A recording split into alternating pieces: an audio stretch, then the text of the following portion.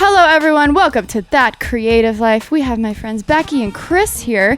We are in the lovely lodges at Sony Camera Camp. So the audio hopefully sounds amazing. The video, if you're watching on youtube.com/Sara DIETSCHY on the join button, is probably not going to look that great, but hey, you guys look great. So welcome. Thank you. Audience clap. Okay, Becky and Chris, tell me a little bit about yourselves. And I have some questions for y'all. I'm glad we're talking. Yeah. You go questions. Okay, I'm curious about your questions, but we have a YouTube channel. It's creatively called Becky and Chris, because I'm Chris and she's Becky. And I'll let Thanks for clearing that up. Yeah, we should just swap one day. Yeah, we should. Fun. We're spouse fluid. We just kind of spouse fluid. I don't think your clothes fit me though. It's true, actually. Yeah. But if you had to summarize our channel, because it's a little bit all over the place, what do we do? Okay, we don't really have a niche. We're kind of like the nicheless ones. We make videos about our life pretty much with like an underlying tone of photography and video. So we do travel videos, we do helicopter videos, we do home decor videos, and then sometimes we do like photography and video tutorials, but it's kind of all like visuals. Yeah, y'all are jack of all trades, and I enjoy it because selfishly, it's kind of like what I always want to do. I feel like now I'm kind of pigeonholed in like photo, video, tech. But I used to do a lot of like apartment stuff and, more New York. Yeah. So I look at your content. I'm like, if they can do it, maybe I could do more of those videos. So that's encouraging. And you do guys whatever you want. Thanks, guys. Well, you've been doing your like office makeover and stuff. Yeah, so that's been fun. See, that seems safe to me. Although I will see, now I'm ranting on my channel, but my apartment tour thing got like 800K views. People love apartment tours and home tours too. I think they love to complain how much money, they love to be like, you're so dumb for spending that much money in New York. So is that what the comment section said? Yeah, because I basically was like, what $3,400 gets you in Manhattan? So I asked for it. No, but you know what? People, if you didn't put it there, every single comment would be, yeah, but how much are you paying per month? That's every single person. Everyone wants to know the juicy details. They want to know how much did it cost? That's our number one question that people ask. How much did your helicopter cost? All right. That Creative Life exclusive. How much did your helicopter cost? We're going to do a video. We're going to do a video. So they own a helicopter. They live in Buffalo from St. John's, which I was going to ask, do you guys know the band St. John's? No. Or like listen to them? Do you? I don't. Is it after St. John's, Newfoundland? So I think it's after St. John's, Newfoundland. And Newfoundland. That's not really how you say it, right? So it's the most mispronounced word ever. It's Newfoundland, understand. Yeah. Oh, yeah, it rhymes with understand. Kind of like Deechy Peachy. There you go. Yeah. See, Texas me is Newfoundland. Y'all are from there? Yeah, Newfoundland. Everyone wants to say it wrong. Explain to the audience where that is. If you're in Canada and you're in Toronto and you go east, and you go to Nova Scotia, and then you go past Nova Scotia into the ocean, and you keep going, and then you finally hit land. It's probably Newfoundland. And then you keep going over the island to the east coast of the island, and that's where we're from. So St. John's, it's like the most easterly point in North America, kind of, close to it. This is a dumb question. Are they part of Canada or America? They're part of Canada. Okay. Yeah. Nova Scotia. Nova Scotia. And there is how many people there? 500,000 in Newfoundland as a whole, but the island is as big as California. Okay, so we'll get back to growing up there. But in regards to your channel, I have one important question. I recently watched a video where you like redid your office, and it's so amazing. I would never think to paint the ceiling like black. Mm-hmm. I like that a lot. Thanks. It's super cute. It looks great. How do you get clean lines painting? Because I can't tell you how many projects I've undergone by myself, and now I just hire it out. Yes, that's smart. Because I don't get the painter's tape never works. No, it doesn't. Becky, so tell me the secret. It's like basic white girl name. The most basic bitch. Okay. It's so hard. It took me so long. I feel like getting a lot of paint on the brush and then going super slow. So, this is going to be a big, long, confusing rant, but... No, I think this is important for the people to know. You're going to hold the mic close because I'm about to drop some knowledge on this painting, okay? Ready? So your trim is here, and this is your brush. This is incentive for everyone to watch it on YouTube to see her hand gestures. If you start painting right on the trim, the paint gets everywhere. Yeah. So what I do is put a blob, and then I start painting here, and then I kind of just slowly, work it to the thing, and then just go super slow, but sometimes it's not great.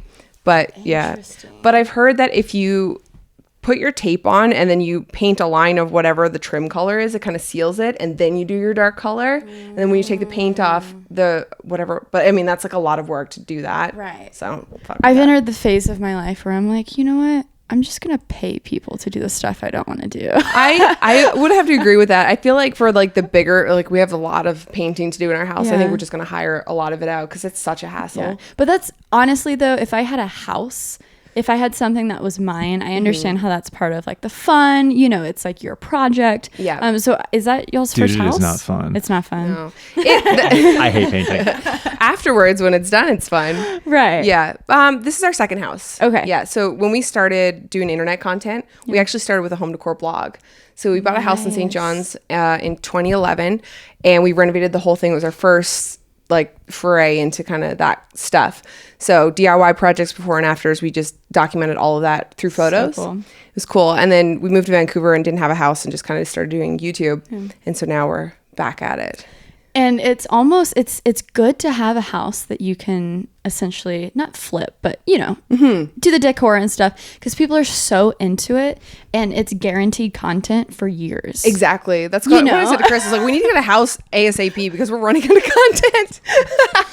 The helicopter isn't working anymore. There's only so many helicopter vlogs we can do. But to that effect, I mean, you've said that before. You're like, I'm sitting in the same seat. We have the same angles. It's the same GoPro Fusion stuff. It's the same angles here. Right. The edits all start looking the same. It's difficult to create new content. It's like when if you're doing driving vlogs, like how much creative can you get in a car? People who do moto vlogs with just on motorcycles. I've tried watching them, but I'm like, it's the same thing. It's basically there's like a weird ASMR. Oh, you're dragging the motorcycle niche. Unsubscribe. Because I honestly, in the back of my head, I'm always like, should I get a motorcycle? Because I'm always riding on stuff, but nothing on that level. So I tried watching the moto vlogs, and I guess there's like an ASMR podcasty vibe to it because they have the mic in their helmet, but it gets kind of boring. Yeah. So they're just talking and writing. I have no idea about this genre. Yeah. Oh, it's huge. I mean, it's like moto vlogs. Basically, they put a mic in their helmet and they just ride around. And it gets exciting when they start getting in fights or like get in a wreck or something. But that happens very rarely, right? Yeah. Anyway, so when did you guys start YouTube after the blog? And then tell me the steps. Were you like sitting at 1,000 subscribers for years and then something happened? Let me know. Okay. The journey. Do you want to go for it? All right. So Becky kind of alluded to, we started creating online content in 2011 when we were doing our blog for home renovation. And after that, we moved to Vancouver for a year, and we knew we were only going to be there for a year. So we were like, okay, we're going to move back home. We'll keep our house that we worked so hard to renovate. And but while we're there, we don't have a home to renovate anymore. So all of we're at that point, we were like a home renovation niche. So Becky was like, well, you know what? I can't really continue my freelance business as a photographer and graphic designer at home because my clients are all back home. So I said, why don't you just take some time and just work on a personal project that you've always wanted to do? And she's like, well, I've always wanted to make travel videos.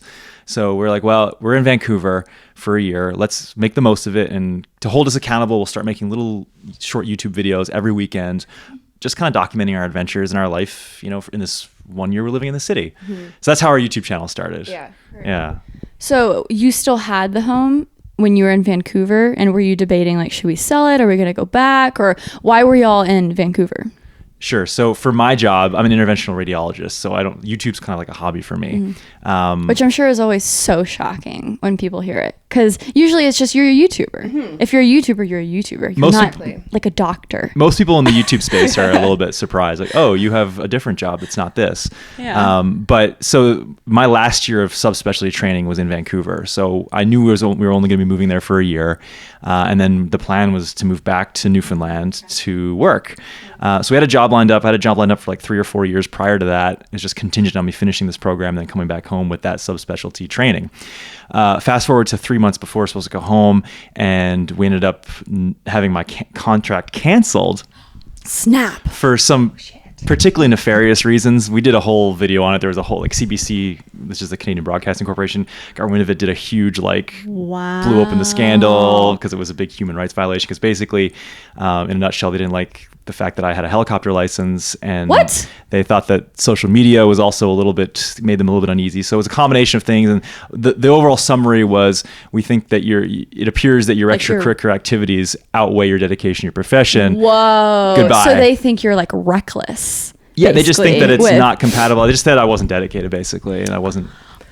Snap. I think what was happening was that they were kind of like drinking the Kool-Aid of social media, because I was doing it full time, because that's what I do now. But we were posting photos and videos from our travels like during the week. Right. Yeah, and daily IG posts. Daily, as you need right. to do. Right. But it was all me while he was at work, working from like 6 a.m. till 11 p.m. Like, nobody sees that side of it. So they're seeing the highlights, like, oh, they're traveling all the time. They're in all these cool spots. When really we went on like a 1-day shoot. Right. And then you capture all the content. Exactly. And then you're good for a few weeks. Yeah. You hold those photos on ice and you just like roll them out. So yeah, there's no YouTube videos of me grinding out 16-hour days at the hospital. So anyway. And how does that work? Are there times where you're working like 7 days a week? Is it like at 3 days at a time? Is it like how nurses work, where it's just like intense 3 days of no sleep? Yeah. Or how is it? So fellowship training, which is that last year of subspecialty training, that's a little bit different because you're still training. You're packing so much in. Like that's probably the hardest year of my life. Okay. But after that, like my job now, I work 5 days a week, and then it's usually kind of an 8 till 5 or 6. Okay. Good. So it literally is like a 9 to 5. But it's not like I have a shift work where I punch in, I punch out. I just go, I do the work, and I stay till the work's done. Right. So sometimes I'm later. Sometimes it's, I can actually leave at 5. Right.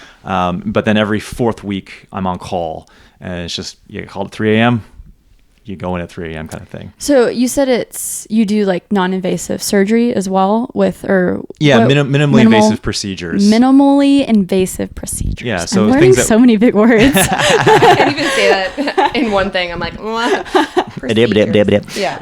so we just basically things that would traditionally have been treated by surgery, where you cut somebody open, we can treat through small little needle holes. So we treat a lot of different types of cancer.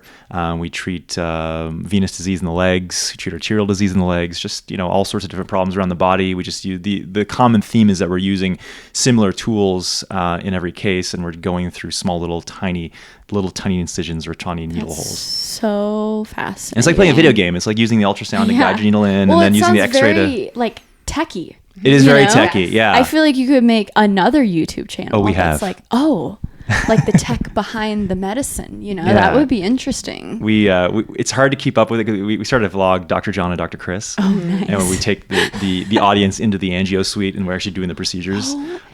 See, I feel like it could help. It could like raise awareness of different like procedures. It could like also inspire other people to become that. Hopefully we've had really good feedback. Yeah, and hopefully the field will like recognize that. Obviously, you're not out of a job, so someone recognizes. Yeah, your talent, so we ended up in Buffalo, New York, Right. and then that's how the long-winded answer. But it's one of the big interventional radiology conferences in Barcelona this year asked me to speak on social media. Amazing. So we were just in Barcelona doing that. Ironically enough, they confiscated our camera because they said no social media at the conference. that's so ironic. It's such a bizarre world. Yeah. I straddle these two very different worlds. Yeah. And one is very progressive, young, artsy, and the other is very, professional, conservative, Right. a little bit older, and it's an interesting dance. Right. Yeah. Oh, that's fascinating. And Becky, so having a husband that is a doctor, but were you the creative one first? Or like, have y'all always been creative? Or what was the initial point where you're like, hey, you're into this. You obviously do it professionally or whatever. Let's do this together. So we've kind of always been into video and photography. When Chris and I started dating back in high school, he was doing BMX videos. Oh, and that's right. Yeah. So he's shooting on like VX 2000. Oh, yeah. And I was like, X2K. yeah, I didn't really want to do video, but I was like, I kind of want to do photography because my dad did photography, my grandfather, my uncle. So I took his film camera and started shooting, and then eventually got into digital photography. And then it kind of went from there. So I was photography, and then I went to school for graphic design. And he was video all the way up, and then kind of switched to photo. So he was dabbling in a bit of photography. I was dabbling in a bit of video.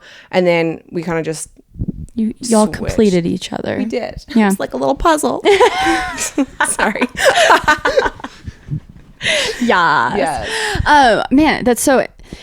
I have a very specific question, but graphic design. Did you get into it just because you're like, oh, I'm creative and I want to do this? Because when I was in college, I basically wanted to be the triple threat, right? I wanted to do photographic and video. And video was the one that clicked. But for some reason, I tried so hard at graphic design and it was not click. I did not understand. Do you think people are just born with graphic design like abilities? I do you still do a lot of it? I do a lot of it for myself now. I don't really freelance anymore, but I feel like you're either born with kind of like a creative type brain or you're not, and I feel like you have it because obviously you do video. The school I went to was very like technical based. We weren't really taught how to think creatively, but if you do like a degree program, usually they teach you how to think conceptually and things like that. I went into graphic design because I actually wanted to do photography, and we didn't have a photography program in St. John's, so I went to... Is this high school or college? College. Okay. Yeah, so I went to university for 6 months and failed everything because Nice. I don't know how to study and I suck at reading. Screw that. Yeah, so I was like dropped out, and I wanted to go to Ontario to take photography, but it was too expensive. So I was like, okay, well, what are the alternatives here? And my friend was doing graphic design, and I was like, well, that sounds cool. I like drawing and art and whatever. And so I got in and fell in love with the whole world of design, and then decided that's what I was going to do. And photography was just like a side thing. But you know, I think going through the course and looking at the people that were in the course, I think you can learn how to use the programs and how to do the things. But if you don't have like the creative side of your brain, it's really difficult to not just be a production artist, but actually be a designer. But it does take a bit of work. Yeah, maybe I just didn't put in the work, because video, I dabbled like from middle school, and so graphic design, once I just hopped in, everyone seems so good, and I was starting at zero, and maybe it just seemed too intimidating. But I'm still obsessed with all things design, like all the documentaries on Netflix, and like in another life I would be a designer. But those people might have a similar the flip side of that argument. They may have been dabbling in design since middle school, found it easier, and then look at you and like, oh, I wish I could do video like that. Oh, that's just not my cup of tea. So I think it works in both ways too. And I think it helps when you start young. That's why, man, I wish school had more initiatives for creativity. And luckily, I mean, I went to a normal public school, but luckily my school was very lenient when it came to projects. So no matter if it was social studies or science or math, if there was a big project, they're like, hey, you can either do a written report or a music video. And I was like, that's amazing. Music video, hell yes. Okay, cool. And then, you know, I would be the music video chick. And so so when you said you were like studying the designers and stuff, was that in college, or you just like linked up with a job with your friend, or did you finish college? I finished college. Okay. So beforehand I was just trying to learn like on my own through my friend who was a designer. So he was like kind of teaching me over like whatever the messaging software was at that, probably like what is it? MSN? Doesn't matter. Anyway. MSN, yeah. So MSN Messenger. So we'd be like chatting. I'm like, how do you do this in Illustrator? Can you teach me how to do this? And I sucked so bad. I feel like I sucked really bad for a long time. I think it's hard to like get decent at it. But so I went to school. My program was 2 years. So normally like if you go for a degree, it's 4.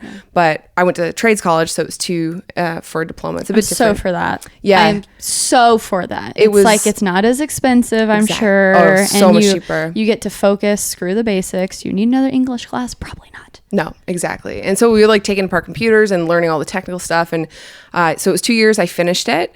And I worked at a marketing company for a year and a half, and I did not like it. So I was like, yeah, I'm going to just start my own business and left. But I feel like that year and a half working there and like grinding it out, like I learned a shitload from. It's like, good for training and understanding the industry and understanding if you even want to be in the industry. Exactly. Right? Yeah. I wouldn't have known like I didn't like working for a marketing company had I not done it.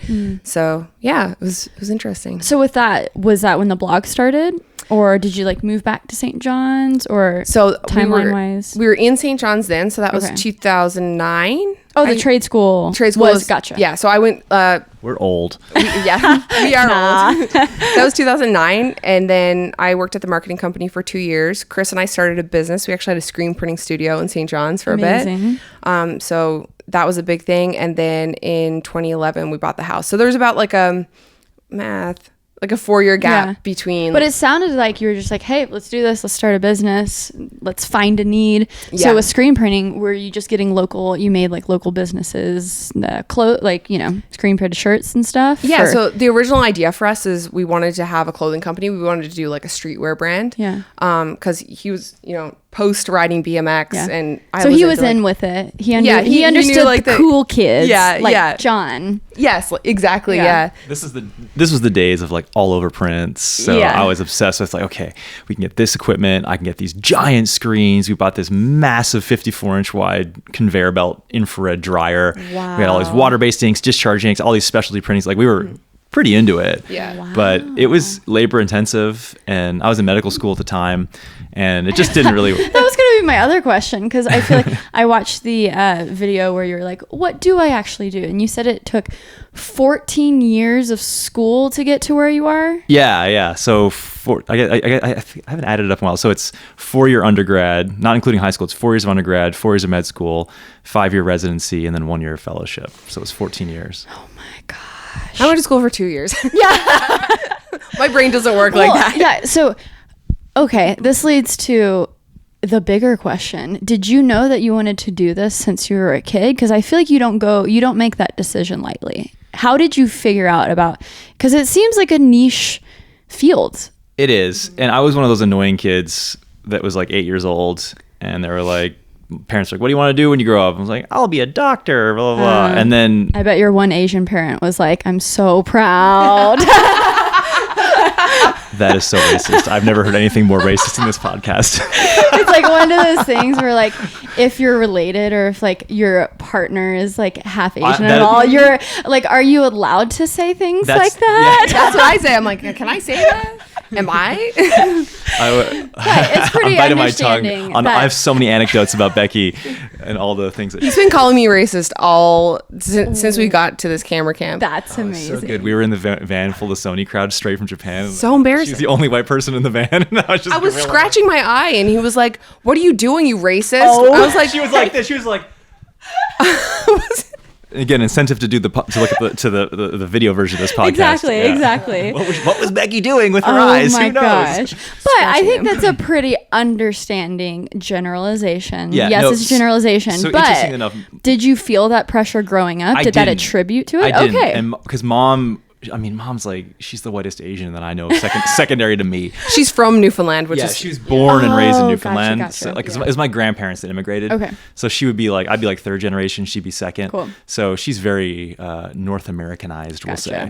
But she actually, her and dad sat down with me one time, when I was probably like in university, and they were like, Chris, you don't have to go to med school just because you said you wanted to do it all this time. I know you're really interested in video and film, and if you want to do that, like that's a really good career. Man, your parents seem epic. They were great. How looking cool back on it and seeing other people's parents not that cool, I'm very lucky for that.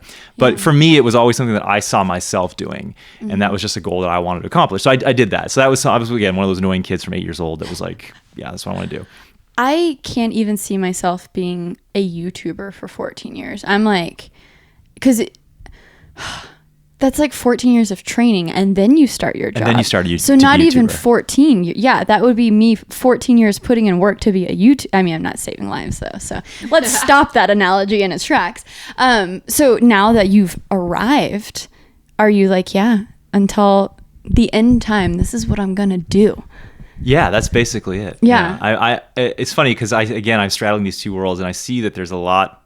I can see merit on both sides, because a lot of times people are taking these tried and true career pathways. Oh, I'm going to be a doctor. I'm going to be a lawyer. I'm going to be an engineer. I'm going to be whatever. These, it's a it's a well blazed trail. Yeah. There's a definite a path there. Mm-hmm. You just have to put the work in and make the grades, and then do it. And just be dedicated to it, and eventually, the chances are you'll get to that spot. Yeah. But now you've got other careers, like being a YouTuber, where it's less well blazed. Lots of people have done it, sure, but there's no well-defined path. Exactly. Everyone's got a different story. Yeah, and it's also not guaranteed. Like the success there is not guaranteed. Oh yeah. Yeah. Right. So I kind of, and having friends now who are all having kids, and this is a bit off on a tangent, but I think a lot about like, how do you tell your kids what they want? They can be anything they want when they grow up, but keep it realistic. So I've kind of thought about it as you can do whatever you want in life. Here are the jobs. Here's the general average salary of each of these jobs. And here's the chances of you making it. You make the decision based on your own risk tolerance. Maybe that's a little bit much to tell an 8-year-old kid. No, I mean, I think. But if he's also Asian like me, he'll get the numbers. He'll be doing the calculations. Beep, boop, beep, boop. You're right, Dad. My best return on investment is doing medicine. Oh my God. Well, that's one of those things where I think people see the high, the high salaries of being a doctor or a lawyer. I haven't met, it's interesting. I meet doctors where the attitude is, it's hard, but I am super fulfilled. I am like going in every day and quite literally saving people's lives. But the opposite of that I meet, of people putting in maybe like not a similar amount of work, but lawyers have to put in a lot of work. They hate their lives. Yeah. I have never met a lawyer, especially a young lawyer, who has to put in the work to just move up on the ladder because it seems so bureaucratic. I have rarely met happy lawyers. So I think it is important to kind of I don't know how you test the waters, but just understand that just because you're getting paid a lot doesn't necessarily mean that you're going to be happy, right? And we're going to do a video on that, actually. Yeah. That's funny you should mention that, because I stumbled across a paper in one of the big science journals that actually looked at how income and happiness correlates. And the graph looks like this. And it tops out at $70K. It plateaus just around 100. Oh, around 100. But I mean, 70 versus 100 is very similar. Yeah. It's sort of asymptotically approaching that plateau. But the oh wow, big words. I was going to say, I've never heard that word before. Impressive. Please define. He's a doctor. Didn't you do guys. Math? What's math? Y equals mx plus b? No, I don't know. I don't know equations, Chris. Yeah. Still don't know. I was an electrical engineer for 3.5 years. You got the equations. I can't say that because so didn't asymptotes finish, then. But anyway, but what bottom line was saying was the happiness actually even plateaus and then declines as you get more, because and the theory would be that you're in order to get this salary that's higher than this, you have to be grinding it out constantly. Burnout's high. You have a lot of responsibility and it's just a lot of stress. So there is actually too much. Yeah. And it's so cheesy to be you got to be in love with the journey, but it's true. It's the biggest truth I think I've discovered, because if you're not obsessed with constantly building, because spoiler alert, you will never arrive. No, life is a treadmill. There is no arrival. So if you are not excited by the idea of building and getting up every day and looking to what's next, maybe a 9-to-5 is for you. Because a lot of times on this podcast, it's always drop out of college, follow your dreams, be an entrepreneur, be an artist, live that creative life. But I think, Chris, you've shown that, hey, you can have this. I hate to boil your job down to a 9-to-5, but it's a proper job. But you're still creative. You can still use your outlets and have a helicopter and hang out with your dope wife and make videos. She's pretty dope. There's no limits to what you can do. Yeah, my puzzle. I'm the opposite piece. I'm so sorry. But yeah, I think it's really encouraging too to have role models like you guys too, because you're not, a lot of people at this camera camp too, it's they're, maybe it's more it's not as look at my Ferrari, I'm a YouTuber. And so I think it's super encouraging too when you have people in classic fields who are using social media to spread the word and just show off your life. I think there's multiple pathways to the end, and you hit the nail on the head. You got to enjoy the journey. Exactly. And if I know, and kind of to your point about the lawyers and being unhappy with a traditional career, there are plenty of physicians who are burnt the fuck out, who have absolutely hate their life. But it's the whole sunk cost of time, and oh my God, I've spent 10 of my 14 years and I'm 4 years away from finishing, but I don't want to feel like I'm burning 10 years, which is a very unhealthy way to look at things. Because if you're not happy, you're basically committing yourself to a life of unhappiness for, that 10 years. It just that 10 years is not a waste. You learned a lot. Right. You've accomplished a lot. And I would say if you're that miserable, don't feel like you owe yourself another 4 years. Drop out and make that your content. Yeah. Go on YouTube. Talk about your journey. Talk about how your mental health is struggling because of this. I'm like, dropping out, being an engineering student is a big part of my journey, and a lot of people relate to it. So I'm like, boom. Yeah. You know, the year and a half of, if I finish and I stay, because I switched from electrical engineering to computer science. And if I stayed in just to finish, just in case, that year and a half, I would have missed the biggest opportunity. And that is why I'm here. I would have missed the Adobe Creative Residency, which set me up to have a job to just pursue my passion projects for a year. They funded me for a year, and I would have missed that if I didn't drop out. I don't know if I agree with that being the only thing, because I'm a firm believer that those types of opportunities are big career milestones and boosters, but you would have found something else. Yeah, it would have worked out. Yeah, you would have made it happen, but probably wouldn't have done it in the time that I did it. You might even have been more popular if you didn't do that creative residency. That's what's so great, because but everyone says you can always go back to college, and I'm a believer in that too. You can always go back, but every time someone said that to me, I'm like, okay, I'm glad you're saying that to comfort you, mom, dad, grandma, grandpa, who's scared of me. Like, I'm not going back to college. I think that's more for you, because I'm not going back. Oh, you have Asian parents too? I have the 3 years of going to Christmases and Easters and being like, I'm pursuing an engineering degree. Ask me how it's going. And then having to live up to that and being like, oh, I'm actually dropping out. But anyways, enough of me. St. John's, interesting place. Mm-hmm.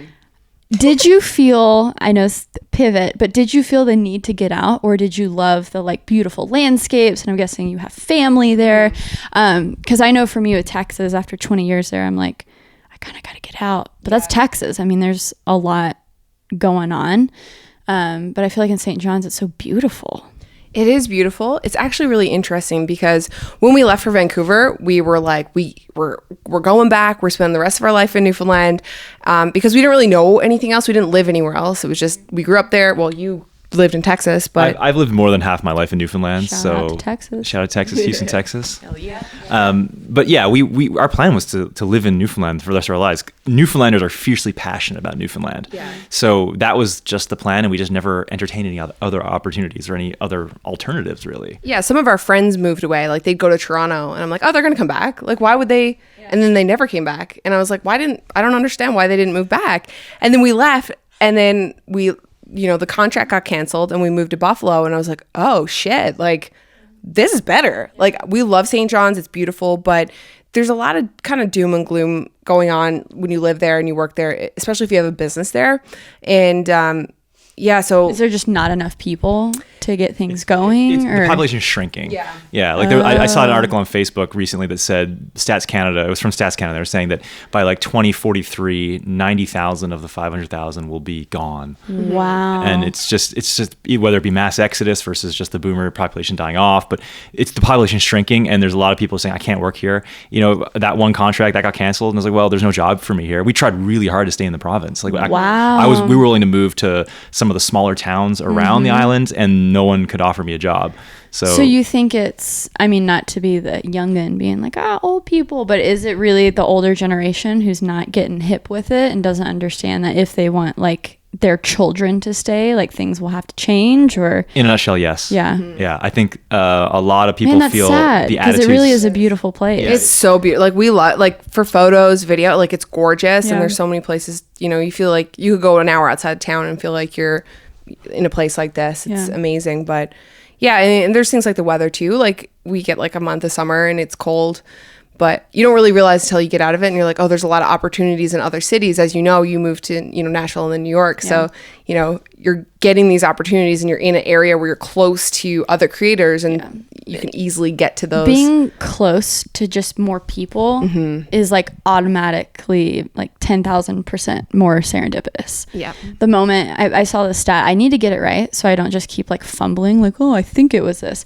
But life isn't about money, but usually people have money, have opportunity. So New York City is the city with the most millionaires, and they're like number 3 on the most billionaires. And then if you see in terms of like how much land there is, there's no other city that is as packed and as on top of each other. So literally when you are walking down the street, like you are bound to bounce into someone with opportunity. Right. And like when you're in a place like that, it is so hard to leave. Like taxes are high, our apartment is tiny, but when it comes to work, when that's like your number one, and it's so fulfilling to know that there is opportunity. So I can only imagine how, the difference when you moved. And because Vancouver is cool too.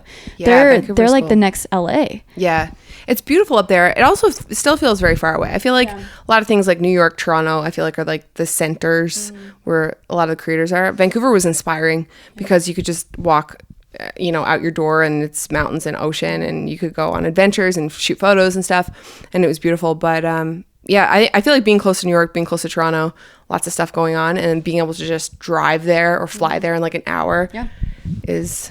Yeah, Vancouver, though, it's lovely, it's very expensive. And we were... So expensive. And I heard that it's like a problem with all this like foreign real estate investment where they don't have a lot of laws in place for like primary residents. They've kind of changed that. There's vacancy taxes and things like that. Because New York keeps like... They keep hiking up the taxes, but I'm like, these are like billionaires. They don't care about a little slap it's on not the going wrist. to deter them that much. Yeah. This is play money for them. Exactly. But yeah, they had a lot of foreign investors coming in, trying, I guess, in a vehicle to dump money offshore and invest offshore. And it's inflated the value, almost like a little bubble, but it's to the point now where people who live in Vancouver and who are born and raised there can't afford housing. And made it cool. Right. Yeah, can't afford the housing. If there's some young, cool artist people who made Vancouver cool, they're probably going to have to leave. Right, yeah. So it's kind of this sort of competing. It depends on where you're falling, what side of the discussion you fall on philosophically. Like, are you staunch capitalism, or are you, saying that free market, et cetera? Or are you saying this is unfair that people who have lived in this home and made it what it is now can no longer live there? It's usually somewhere in the middle. You know what? That's so true. It's like, because I feel like with New York, luckily, everyone can build up. So there are a lot of new like luxury buildings that are making like these 5-floor walk-ups. That was my first apartment, just irrelevant. I mean, I paid $2,100 for a studio apartment outside Penn Station in Midtown. That's crazy. It was tiny. Yeah. It was on the 5th floor. So, it was a walk-up. I had to walk up 5 flights of stairs. It had mice. It was disgusting. I was paying for $2,100. What? And then, I go uptown. That's your wildlife. Yeah. Why live in Vancouver when you can have a beautiful view of some mice? Exactly. Right in your house. Exactly. But then I went up, uptown like 10 blocks. And then for me, only $300 more to have like laundry in the building, to have like central air and heat. Oh my God, your first apartment didn't have air in New York? No. Holy crap. So, I mean, you get an AC, but then the heater, it's like a radiator, so it clacks all the time, and it broke, so it was spraying out just like hot air that was like wet. Literally, guys. Yeah. Ew. So when I went uptown, and for like, for $2,400, I basically, you can go up so much in amenities that it gives me hope. Mm-hmm. All of that's to say it gives me hope, because there's so many more buildings that are sprouting up that hopefully those crappy 5-floor walk-ups become cheaper. Right. But who knows? I think Buffalo is definitely more affordable. We were paying the same as what we were paying in Vancouver, but literally double the space. Oh, yeah. Yeah. We had like a 2-bedroom, 2-bath with like a patio. Wow. And then we had like a 400 square foot apartment in Vancouver that was like a 1-bedroom, but the bedroom was like big enough for your bed. Like no dresser, you're like shuffling along. It's a mattress room.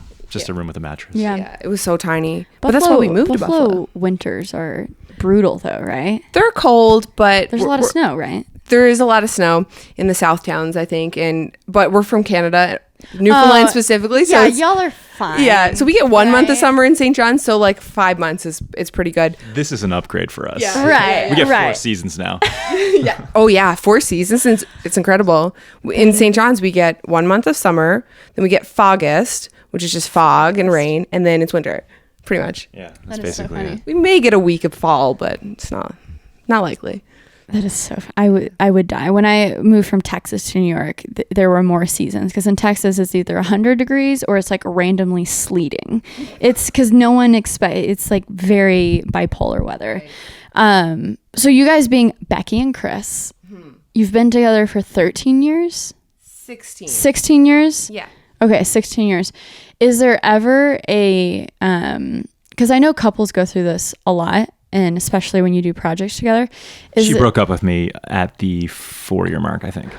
Yes. Becky. So we're actually only been together 12 years. That is so... I know. Why? Well, he was starting med school and liked video games. It was so, She's like mine now. the mic. Okay. Yeah, it was Legends of Zelda. I bought him Legends of Zelda for Christmas. Like a good girl. Poor life choice. Yeah. And then he just stopped calling me and stopped talking to me and just played video games. Because he was playing Legends of Zelda? Playing Legends of Zelda. Oh, yeah. So I was just like, oh, this is like awful. You don't care about me anymore? But we had been together. Zelda would understand. Anyway, after like a few weeks, I was like, oh, this was a poor life choice. I miss you. Aww. Let's get back to it. So the logic was, I'm going to break up with you because I miss you.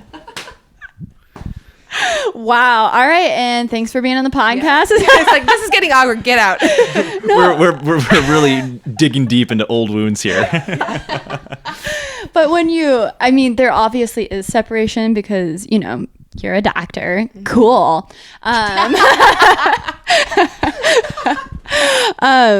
And so, because I feel like a lot of like YouTube couples, they'll run into issues because they're just like by their side 24/7. Right.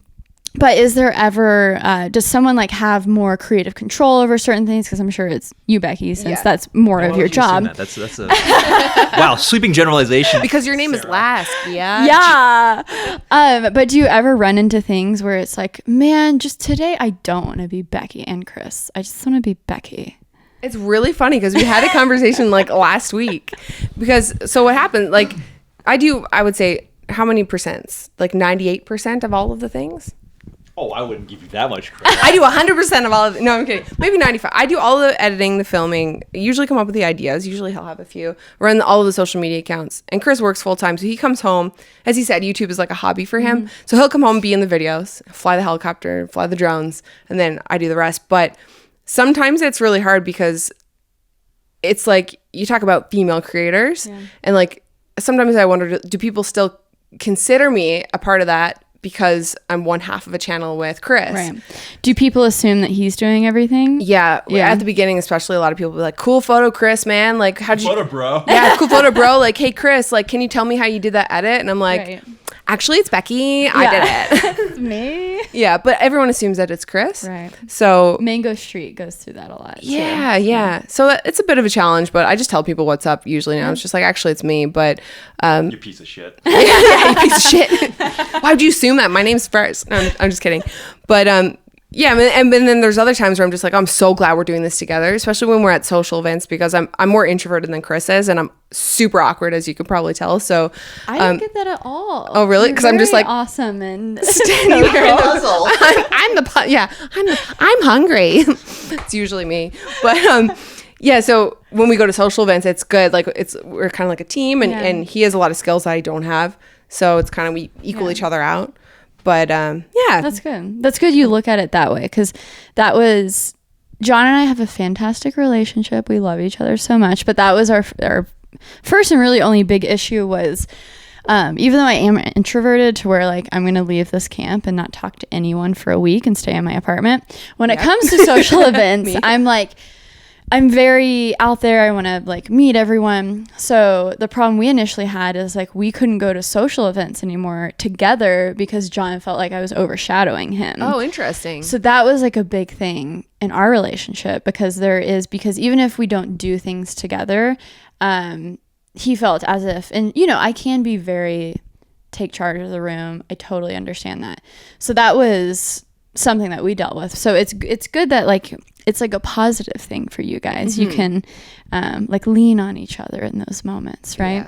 Definitely. But you find the opposite problem. It's not that we're in our faces too much. It's that I'm absent more than you'd like. Yeah. Right. And sometimes I think I expect a little bit too much from him. Like, right. Sometimes I want that back and forth. Like, I don't know if you and John have this, but you have a video idea and you're like, hey, I have this idea. And maybe we do that all the time. Yeah. And he might be like, oh, here's a good title He's suggestion. Literally made my thumbnails for me before. Yeah. And it's cool to have that back and forth. And we do have that sometimes, but I forget a lot of times when he comes home that mentally he's given it his all at work. Yeah, right. Exactly. And so I usually remember, so I don't ask, but sometimes I'm like, oh, I want a little bit more of that, like back and forth. Like, here's my idea. What do you think? Like, let's improve the idea with two brains versus me just being like, this is what we're doing. But it's hard for you sometimes because, you're mentally exhausted, and he doesn't give himself enough credit, but he always says that he's not that creative, which he is, but he's like, I don't have any ideas. But then when we get into the conversation, he has the ideas. It starts flowing. It does, yeah. But, do you have anything to add? Yeah, I get home. I just want to play Legend of Zelda. Yeah, do you still play Zelda? I don't actually, which is, I feel like I sold. Does that make you sad, Chris? 12-year-old Chris Nicholas would, he could probably kick my ass now because I'm just atrophied away to nothing. But he would not be happy with the fact that I sold out Nintendo. Well, you were talking about making like a VR room because you wanted to get back into video games. Yeah. But it's one more thing. Like, there's just not enough. I find it like one thing about getting older and having a career and things. It's like you don't have enough time in the day to do everything you could as a kid. Yeah. Oh yeah, and that stopped for me in like middle school when basketball was life and the music was life. I'm like, guys, hold on to childhood just for a little bit longer, because like in elementary school it was pure bliss of like, you got home, you had a snack, and you just went to your friend's house and you played Halo, you played NCAA, you played football out in the street. Good times. Really good times. Anyways, I love my job. I love life, guys. Just letting you know. Okay, so we can't end this without talking about the helicopter. Okay. The Millennial Falcon. Is that what the Millennial? Okay. That's a good name. That's an understanding name. Why? So how? Why? When you start talking about helicopters. Helicopters? I thought you'd never ask. Wait till I get into the physics portion. Because when I started looking at y'all stuff, and then I figured out that you also have another job, I was like, okay, how does learning how to fly and like flight school, and then also like learning what it takes to buy and maintain a helicopter, how does one have time for that? I'm sorry. A dog is walking by but walking behind a go-kart, and that was pretty cute. Person's doing Fred Flintstone. Okay, I'm sorry. I caught a glimpse. That was pretty great. Did you get that? Okay. Yeah. All right. So the helicopter, it started off when we were in Newfoundland, and it being, again, the size of California with 1/40th of the population, it has a lot of uninhabited, beautiful landscapes that people just never go to. And I thought the best way to explore my home province is to do it via helicopter. No. That's not how it started. What happened was... What happened actually was Chris was like, how does helicopters work? And then he Googled it, and he was like, oh my God, physics. And he loved it, and then he became obsessed with it. Continue. True. Then you were like, it would be cool to fly around this beautiful That's actually exactly what happened. I was putting off studying for my board exams for radiology, and I was like, I don't know how helicopters work. So I found some YouTube videos about aerodynamics of flight and how they actually fly. I was like, this is fascinating. I really appreciate how these machines fly. It's like a miracle. And then I was like, wow, it'd be cooler than knowing how a helicopter works? Flying a helicopter. And then I was like, that's crazy. Then no one does that. It's like, well, people do that. Like, that's a thing, right? So I started just researching it, and then I just became obsessed. And then the idea of being able to explore the province and just get phenomenal footage and just use it to explore our hometown or our home province was just... that was the ultimate dream. Mm-hmm. So the goal was to get my license then. There's no helicopter flight schools on the island. So, and it takes, consecutive hours, like lots of time. But not 14 years. So you're doesn't take 14 years. Let's go for it. This will be easy. Yeah, I did it in like 10 months, and that was doing it part-time. Wow. So, and I was doing it part-time during fellowship in Vancouver. Wow. Just on the weekends. I saw him one day a week. That whole year. Yeah. It's like Legend of Zelda all over again. And we filmed YouTube videos that one day a week. Wow. Yeah. So I got my license, and ironically enough, it was the helicopter that got me my contract canceled. So the whole purpose was to explore Newfoundland with the helicopter, and then Newfoundland said, no, you can't come here because you have a helicopter. or Isn't you have that a funny pilot how license. life works? It's very funny, isn't it? Maybe funny is not the right word, but Well, Funny it's looking back on it. it's ironic, you know. It is ironic. Yeah. So that's how it all started, and then fast forward to now. We've kind of established a career. We've been fortunate enough to acquire our own aircraft. We actually just did a huge trip back to Newfoundland in the helicopter. We logged like 40 flight hours for the whole trip. Took 2 weeks off work, and it was the most amazing trip ever. So when are you putting out those episodes? Because I might be able to hold off this episode for like a month or two. Mid-October, I think, is when we're going to be. So watch it now, everyone. It's in the description below. I've already seen it. It's amazing. We'll reenact it right outside. Perfect. Oh my God, we're gonna die! Look at the thunder. Actually, Oh my God, there's fog. And now you don't have to watch it anymore. Yeah, exactly. Yeah. It was. I mean, were there scary moments? Oh my God. I was okay, but Becky has her own opinion on it. Yeah. There were a number of scary moments. Yeah. There were a few. You're like, excuse me. There were a few moments where I was like, we're gonna die tonight. Like 100%. This is the end. Yeah. Well, the last night we didn't film this, but like the last night we were trying to get to Quebec City and it was getting really dark. And suddenly we just kind of like flew into this storm kind of thing. And we didn't fly into it. There was thunder and lightning ahead around us, and then the clouds moved in. So we're like, okay, we can't go through that. So therefore we put the helicopter down. Yeah. Because anybody who's a pilot, it says like, they flew into a thunderstorm. Are you an idiot? Yeah, no, it was visible. Thunder and lightning. Anyway, when you're in a small aircraft and you see that, it's scary. Yeah, because I'm scared when I'm in a giant airplane. Same. And I see something like that. Yeah. So it was pretty scary. So yeah, so that was happening. It was kind of getting dark. So we were like, all right, we need to land. So we're like circling around trying to get on the radio to tell them that we're going to land so they don't send search and rescue. So we finally put it down on the side of this mountain, and it's like sandy and it's dark. So we're like, okay, well, we need to get the shelter up so we can camp. And so we're setting up the tent. And you said camp, like I'm guessing you don't really camp. Now, that was my third time camping, and my first time was also on this trip out of necessity because on the same a random thing ass mountain. On a random ass mountain. Yep. And then it was a rock, and then it wasn't. Yeah. So we started setting up the tent, and then this thunderstorm rolls in, and it is pissing out. Sorry, I don't know. Are we allowed to swear on this? At this point, okay. Yes. Yeah, I think we dropped a few F-bombs. So it's urinating from the sky. It's raining really hard, like you put your arm out and you're soaked. So the tent got wet. Everything we were wearing, we were soaked, and it was like nighttime. Right. I feel like the number one rule of survival is like, don't get wet, because then how do you warm up? Cold. Yeah. So we're just like, oh my God, why did we do this? Like, it was I was flipping. I was like, look, we're on the ground. We are safe. I am stress-free right now. She was apparently under more stress at that point than when she was in the air. I was like, what? We're on the ground. I was like, who's wrestling in the woods? Nobody. Killer in the night. We're in the Quebec mountains. There's nobody. A wildebeest. A wildebeest. You don't know. Yeah. So she was. I haven't seen her that mad since The Legend of Zelda: Wind Waker. Wow. So you were like, our relationship is in jeopardy. I was like, I think we're almost at that point. Not quite that point. Reason for divorce. Reason for divorce became actually a theme of that trip. It started off as a joke, like just you see gross things of people when you're doing like that, and you don't have normal facilities. Anyway, it's like reason for divorce. Saw his turd. I told her not to look. When you're on the side of a rock, like what are you gonna do? You know. Oh my. Anyway, God. You don't peek, Becky. Sorry. I don't know why I did it. I was just kind of like, I'm so sorry. I'm disgusting. Wow. So y'all's relationship went to new levels that day. Yeah, we're pretty gross. We have no shame in our relationship. I think that's the secret, right? Definitely. So what happened? Did you you survived. We survived. You're sitting here with me, but were there any traumatic moments? Did you warm up? Did you remain sopping wet? We were okay. I ended up buying.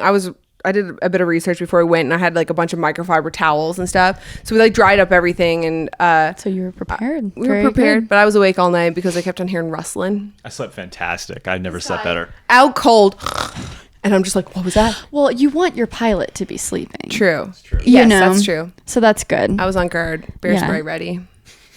Was this like, were you on? Because I'm picturing like the edge of a mountain.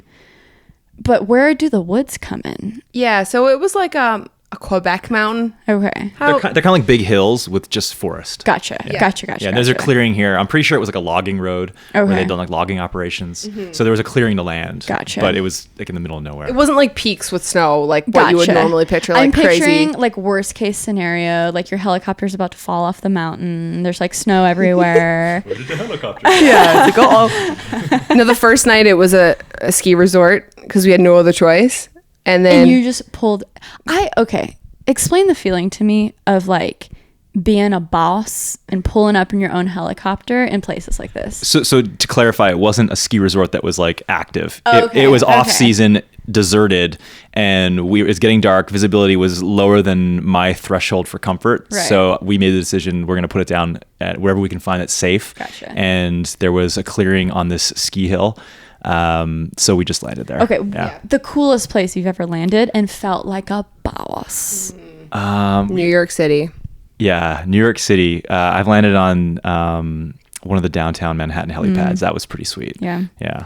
And you were telling me earlier, so it's pretty expensive to land there? It is, yeah. So I thought it was, they said it was $165 landing fee, which I'm like, oh, that's like reasonable if I can park overnight. You know, it's only about 3 times the cost of the most expensive airport that I've ever parked at. But yeah, sure, let's do it. And they're like, oh, no, that's 15 minutes, son. I'm like, oh, they're like, it'll be $175 an hour after that. So I think we calculated, we did a video on it, but it was like, in the clickbait title was, it cost $9,316 to park a helicopter in Manhattan. Wow. Which for a is weekend. true. Yeah. It's true. Yeah, it's not clickbait. It's clickbait that I paid for, didn't pay it, but it's not. It's true. Right. Yeah. Right. That is so fun. Guys, check out their videos. One of my favorite ones was, I don't know if it was yours or it was Chris's video, Chris Howell's, but it was so funny when y'all pulled up at basically just like a breakfast restaurant. You literally like landed in their parking lot in the snow. It was a pancake house. It was a yeah. Yes. They pulled up in a helicopter and everyone in the restaurant was like, what? Who are you people? Heads out of the door. Because I'm sure it's a little loud. It's not the most quiet. It's a little bit attention grabbing. Yeah. It never fails to draw attention. But the Yeah. best thing was that we did the same thing in Newfoundland, and nobody looked. Yeah. Nobody cared. They were just like, oh, that's just like a normal thing. Somebody Yeah. just So dropping their funny. yeah. People, it's like, oh yeah, helicopters. They use it for hunting. They use it. It's like whatever. Really? Yeah. I mean, it's still like not a common thing, Yeah. but Maybe people- they like rent out one or people something. see them a lot. Yeah. You know, Right. they know that, oh, my husband or my fiance or whatever, whoever works offshore, or my wife works offshore. I don't want to be sexist here on this podcast. Yes. But no room for that. no room for Chris. that. Yeah. So my significant The other works. racism. Lots of room for that. Yeah, seriously. There's been enough bigotry on this podcast. So Maybe we should have just left him at laser tag yesterday. Should have just done Maybe. this together. Oh yeah, Chris left his lovely wife to go play laser tag without her yesterday. she didn't want to play laser tag. He's like, be right back. And he just never came back. Gone for 3 hours. I was like, where's Chris? I was like, well, I don't know. SpongeBob gif. 3 hours later. 3 hours later. Yeah, no. But where I was going with that was they maybe have seen helicopters. Their loved ones, significant others, take the helicopters to the offshore platform. So it's Gotcha. part of the way of life there. Yeah. But here, yeah, not so Sounds much. like a fascinating Yeah, but yeah, place. come visit us in Buffalo, and we'll go Yeah. do some bougie. Oh, I'm ready. Bougie dinners we go up to Niagara on the Lake, land in a winery. That's one of my favorite ones to do. Very nice. I'm all for it. Little double date? Yes. Oh, that'd be so fun. Y'all would get along with John. We would chill. Yeah. We would be having so I've much seen fun. lots of John's videos. I Yeah. feel like I'm pretty sure that we're already friends. Oh yeah. Oh, for sure. And I'm ready for the bouginess. I don't wear fancy things, but Either. I rolled up in like jeans and a t-shirt. yeah. This dude takes us to like this nice restaurant Cody was in, and we went flying. Yeah. And I'm like wearing jogging pants, no, ripped jeans, Yeah. and like a hat. And he's like, why did you dress like that? And I was just like, you didn't tell me we were coming. You know the way I dress. I'm like, I wear "Bruh, sweatpants every bro, day. Any restaurant's gonna let you land That is on their so helipad. funny. It's probably anyway. Speaking of, I'm in my airport clothes right now with my sweatpants and my hat. This is yeah. I'll dress up a little bit better. for our You can wear jogging pants. helicopter adventure. I won't judge you. I wear jogging pants every day. Yes. Except for today. The only bouginess I partake in, it has to do with flying. It's like if I can do first class, Yeah. I do it. Oh, that's 'Cause true I'm- for my I'm- blood. I I'm- refuse to pay for first class. He's so cheap. Really? See, Asian. I'm cheap with everything else. Well, see, yeah, you own a helicopter, so you're fine. You're okay. 2007 model. 2007 model. Believe me, it's this is the budget helicopter guy. My thing is like, be bougie in the parts that like significantly improve your life. Yeah. You know, like me being able to sleep on an airplane or having like 5 hours of work, like productive work, that improves my life. Yeah, right. That's key. I don't care about jewelry or fur coats or like expensive shit like that. I'd way rather have like a night, be able to sleep. You have a 6 hour, 7 hour, 8 hour flight, sleep on the plane, have a productive day the next day. Boom. Worth it. Chris is like, no, I'm in the back. 12-hour flight. This is like 5 hours worth of flying in the helicopter here. I'm not blowing that budget. Right. Oh, that's true. I mean, okay. I appreciate the perspective. But wrapping up here, do y'all have any advice for anyone out there who wants to just create? They're like, hey, I want to start a YouTube channel. Maybe they're pursuing a really prestigious profession and they feel like they don't have time. What would you say to them? Suck it up and do it. If you want. Yeah, if you want, yeah. No, and there's no right or wrong answer. But regardless of what path you take, whether it's the traditional path, finishing your program and doing the job that you're trained to do, and then doing YouTube as a hobby, versus going all in on YouTube and trying to make that a career, you're going to have to work hard on both fronts. True. There's no way around hard work, and that's just it. So do whatever is going to make you happy, but you're still going to have to put the hard work in. Or win the lottery. That'll work too. Yeah. Yeah, I think if you want to create, like, do it for sure. But if you're in a position where you're in like a full-time job and you want to create, but maybe you don't have a lot of time, if you can set aside maybe a bit of a budget to hire an editor to help you out, if it's worth it, you know, maybe it will pay off in the long run, but that might be an option if, you know, you're working full-time and you don't have a lot of that extra time, or just work your butt off and stay up till 2 or 3 in the morning. But it's a catch-22 though. You got to make it successful in order to hire on people to make But I think like what you said, it life goes in phases. I know we're having a backlash on like hustle culture now, where it's like, if you don't sleep, you're a loser. However, I always say it's phases. Like when I was in college, I had no idea what I wanted to do in life. Even it started earlier in high school when I figured out, oh, I don't have enough money for college. I'm gonna have to like graduate top 10%, have a good ACT score. Right. You know, high school through college, those 7 years, I slept maybe 4 hours, like, and because I was doing intense schoolwork, but I was like trying to figure out what my passion in life was. I had to stay up till 3 a.m. editing videos because I finished my homework at 11 p.m. Yeah. So, but now I sleep 8 to 9 hours, Hell suckers. Yes. You know, I am like a sloth now. And because, because I think I screwed up my body in college, but it was worth it because I'm where I want to be. Yes. And, you know, you work for yourself, or you arrive to where you want to arrive because you can control your time. And I think that's the most powerful thing, is when you can say, no, maybe this video doesn't go up because I'm going to sleep, you know, and it's powerful to have that power. Definitely. Yeah. Anyways, guys, check out Becky and Chris. They have a YouTube channel. They have a gram. Anything specific y'all would like to put out into the world, to the Peachy fam, to the That Creative Life fam? I think we've told our entire life story. So if you like great. what you heard, throw us a sub. Or don't, whatever. Subscribe. Becky and Chris. They're on all the social medias. I love their videos. I feel like I just discovered you guys, but you've been doing it for a minute. So they have a good back catalog of content. Check them out in the description below. Make sure you're subscribed to That Creative Life on Apple Podcasts, Spotify, wherever you listen to podcasts, because new episodes every single Monday at 7 a.m., 8 a.m. Eastern Standard Time, something like that. Okay, guys, thank you so much. Okay, bye. Thank you. Thanks, Becky and Chris. Thank you. Thank you. No, thank you, Sarah. No, thank you, Becky. Sarah, thank you. Okay. Okay, thank you. Thank you.